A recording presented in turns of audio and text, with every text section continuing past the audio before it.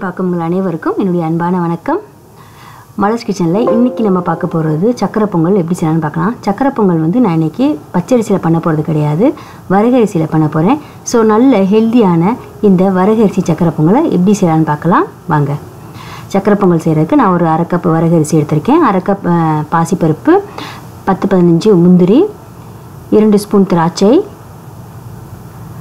அப்புறமா வந்து 1 ஸ்பூன் ஏலக்காய் தூள், அரை கப் பால், 1/4 கப் நெய், அப்புறமா 1 கப் அளவுக்கு நான் வெல்லம் எடுத்திருக்கேன். உங்களுக்கு வந்து இனிப்பு அதிகமாக தேவைப்படாதுன்னா வெல்லத்தை கம்மி பண்ணிக்கலாம். அப்புறமா கடைசியாக ஒரு அரை கப் அளவுக்கு தேங்காய் துருவல். முதல்ல நம்ம பாசிப்பருப்பை ஒரு பேனில் சேர்த்து நல்லா வறுத்துக்கலாம். இது வந்து கருக்க விடாமல் ஒரு வாசனை வர்ற வரைக்கும் நம்ம பாசிப்பருப்பை வறுத்துக்கலாம். வறுத்த பின்னாடி இதை வந்து ஒரு பாத்திரத்தில் மாற்றிடலாம். பாசிப்பருப்பை ஒரு பாத்திரத்தில் மாற்றியாச்சு. இப்போ அதே பேனில் நம்ம வந்து எடுத்து வச்சுருக்க இந்த வரகரிசியை வறுத்துக்க போகிறோம். இந்த மாதிரி வரகரிசியும் பாசிப்பருப்பையும் நம்ம வறுத்து பொங்கல் வச்சோம்னா பொங்கல் நல்லா வாசனையாக இருக்கும், சாப்பிட்றதுக்கு ரொம்ப டேஸ்ட்டாக நல்லாயிருக்கும். இதை வந்து ஒரு கருக்க விடாமல் கொஞ்சம் வாசனை வர்ற வரைக்கும் நம்ம வந்து கேஸை மீடியம் ஃப்ளேம்லேயே வச்சு வறுத்து விட்டுக்குவோம். நல்லா வறுப்பட்டுருச்சு.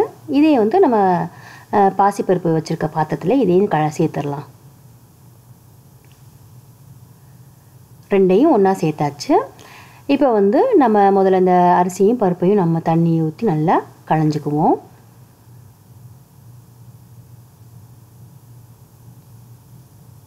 நல்லா களைஞ்சாச்சு.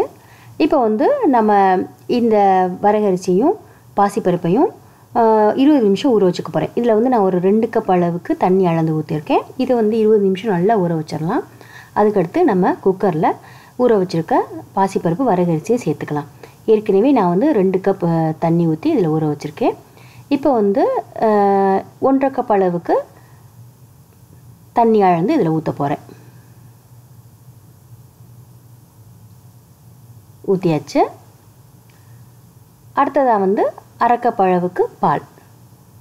மொத்தம் இப்போ 4 கப் ஆயிடுச்சு. நம்ம வந்து அரை கப் பாசிப்பருப்பு, அரை கப் வரகரிசி எடுத்துருக்கோம். இதுக்கு வந்து 4 கப் அளவுக்கு தண்ணி பாலும் அளந்து ஊற்றியாச்சு. இப்போ நல்லா அதை கலந்து விட்டுடலாம். இதை மூடி வச்சு ஒரு 4 விசில் விட்டு கேஸ் ஆஃப் பண்ணிடலாம். இப்போ பாருங்கள், அந்த ப்ரெஷர் வர ஆரம்பிச்சிருச்சு. இப்போ நம்ம வந்து வெயிட்டை போட்டுடலாம். இந்த பொங்கல் வந்து நல்லா குழஞ்சாதான் நல்லாயிருக்குங்க, அதனால் கரெக்டாக 4 விசிலில் ஆஃப் பண்ணிடுங்க. இப்போ பாருங்கள் 4 விசில் வந்துருச்சு, ப்ரெஷரும் நல்லாவே அடங்கிடுச்சு. இப்போ மூடியை ஓப்பன் பண்ணி பார்ப்போம். பாருங்கள், பொங்கல் வந்து நல்லா குழஞ்சி சூப்பராக ரெடி ஆயிடுச்சு. ஸோ இப்போ அடுத்ததாக நம்ம வந்து வெள்ளைப்பாக காய்ச்சி இதில் ஊற்ற போகிறோம். அதுக்கு வந்து கேஸ் ஆன் பண்ணி ஒரு பாத்திரத்தில் நம்ம வச்சுருக்க வெள்ளை துண்டுகளை சேர்த்துடலாம். எல்லாத்தையும் சேர்த்தாச்சு. இப்போ வந்து ஒரு அரை டம்ளர் அளவுக்கு நான் தண்ணி சேர்த்துக்கிறேன். சேர்த்து இந்த வெள்ளைக்கட்டிலாம் நல்லா கரைஞ்சி கொஞ்சம் கொதிக்கட்டும். நல்லா கொதித்த பின்னாடி கேஸை நம்ம ஆஃப் பண்ணிடலாம். இப்போ வந்து ரெடியாக இருக்க வெள்ளைப்பாகை வந்து நம்ம இந்த பொங்கலில் சேர்த்துடலாம். அதுக்கு முன்னாடி வெள்ளைப்பாகை நம்ம வடிகட்டிட்டு சேர்த்துக்கலாம். ஏன்னா வந்து கல் மண்ணெல்லாம் இருக்கும் இல்லையா. ஸோ நல்லா வடிகட்டி கலந்தாச்சு. ஸோ இது பார்க்க வந்து கொஞ்சம் தண்ணியாக இருக்குதுன்னு யோசிக்க வேணாம். இது வந்து கொஞ்சம் ஒரு 1/2 hour கழித்து கொஞ்சம் அந்த பொங்கல் வந்து இறுகிரும்.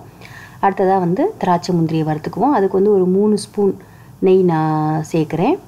நெய் வந்து நல்லா சூடாகி உருகட்டும். இதில் வந்து நம்ம எடுத்து வச்சுருக்க முந்திரிகளை சேர்த்துடலாம். முந்திரியை சேர்த்து இது வந்து கொஞ்சம் பொன்னிறமாக வரணும். அது வரைக்கும் நம்ம நெய்யில் போட்டு வறுத்துக்கலாம். கேஸை வந்து மீடியம் ஃப்ளேம்லேயே வச்சுக்கலாம். இப்போ பாருங்கள், முந்திரி வந்து கொஞ்சம் வறுபட்டுருச்சு. அடுத்ததாக நம்ம இதில் திராட்சைகளை சேர்த்துக்க போகிறோம். திராட்சையை வந்து கொஞ்சம் பலூன் மாதிரி வீங்கி வந்த பின்னாடி நம்ம கேஸ் ஆஃப் பண்ணிடலாம். இப்போ பாருங்கள், முந்திரி திராட்சைகள்லாம் ரெடி ஆயிடுச்சு.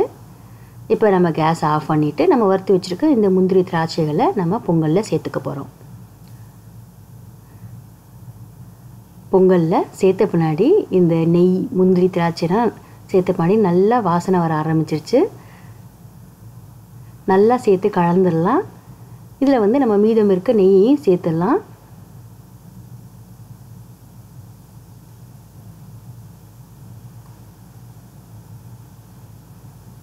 சேர்த்தாச்சு. அடுத்ததாக இது கூடவே வந்து நம்ம 1 ஸ்பூன் அளவுக்கு ஏலக்காய் பொடி சேர்த்துக்க போகிறோம். ஏலக்காய் பொடி சேர்த்தோன்னா இன்னமும் நல்லா வாசனை வர ஆரம்பிச்சிருச்சு. அப்புறமா கடைசியாக தேங்காய் துருவல் சேர்த்தாச்சு. சேர்த்து நல்லா கலந்து விட்டுடலாம். இந்த பொங்கல் வந்து ரொம்ப ஹெல்த்தியானதுங்க. சூப்பராக இருக்கும். டேஸ்ட்டும் சூப்பராக இருக்கும். நீங்கள் வீட்டில் செஞ்சு பார்த்துட்டு எப்படி இருக்குன்னு சொல்லுங்கள். இது வரைக்கும் நீங்கள் மலர்ஸ் கிச்சனுக்கு சப்ஸ்கிரைப் பண்ணலன்னா சப்ஸ்கிரைப் பண்ணிடுங்க. நன்றி, வணக்கம்.